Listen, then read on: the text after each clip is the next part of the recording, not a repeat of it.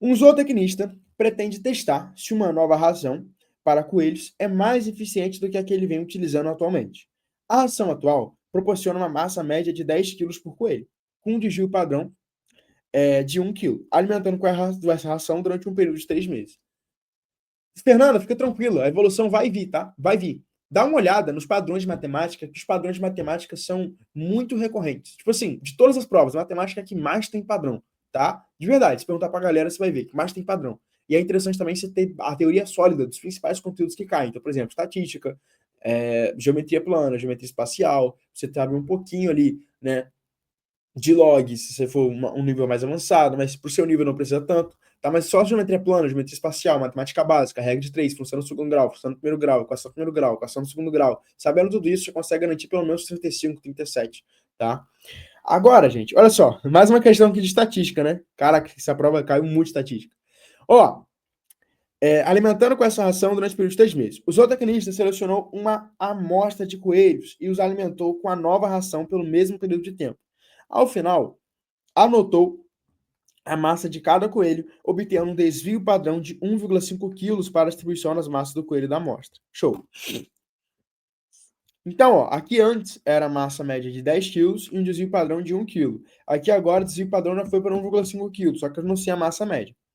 Para avaliar a eficiência dessa ração, ele utilizará o coeficiente de variação, CV, que é uma medida de dispersão definida por CV é igual a S sobre X, em que S representa o desvio padrão e X a média das massas dos coelhos que foram alimentados com uma determinada ração. O zootecnista substituirá a ração que vinha utilizando pela nova, caso o coeficiente de variação na distribuição das massas do coelho que foram alimentados com a nova ração for menor do que o coeficiente de variação na distribuição das massas que foram alimentados com a ração atual. Então, o coeficiente de variação da ração atual, pessoal, eu vou chamar de CV1. O coeficiente de variação depois eu vou chamar de CV2. Então, ele falou que o CV2 tem que ser menor que o CV1. Beleza? Lembra que desse sinal, ele tá sempre comendo maior, tá sempre comendo o cara que é mais gordinho. Né? Então, se o CV1 é maior, ele vai ficar com a boquinha aberta para ele. Show? Agora, a substituição da ração ocorrerá se a média da distribuição das massas do coelho da amostra em quilograma for superior a. Bom, muito simples, então a gente tem que ter essa situação, né? Tem que o coeficiente de variação na segunda situação seja menor do que o coeficiente de variação na primeira situação. Como que calculo o coeficiente de variação? Olha, o coeficiente de variação 1, ele é igual a o desvio padrão 1, tá? O desvio padrão 1 sobre a média 1.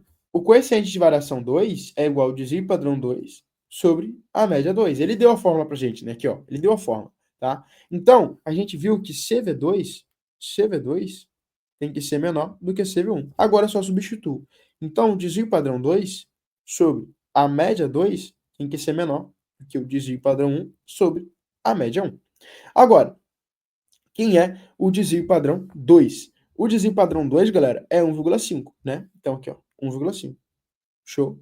Quem é a média 2? Não sei, é o que eu quero descobrir. Quem é o desvio padrão 1? É 1. Quem é a média 1? É 10. Então, aqui é 1 e aqui é 10. Show? E aí, é o mesmo lance que eu já falei com vocês de como é que a gente faz isso. Múltiplo cruzado. Então, ó, deixa eu passar aqui um pouco para cima. Isso. Muito bom. Vai ficar da seguinte forma. M2 vezes 1 é maior. Por que é maior? Porque o M2 veio para esse lado da direita, percebe? É maior do que 10 vezes 1,5. Então, M2 tem que ser maior do que 15. Bom, a substituição da ração ocorrerá se a média da distribuição for superior a 15. Show, galera? Simples assim.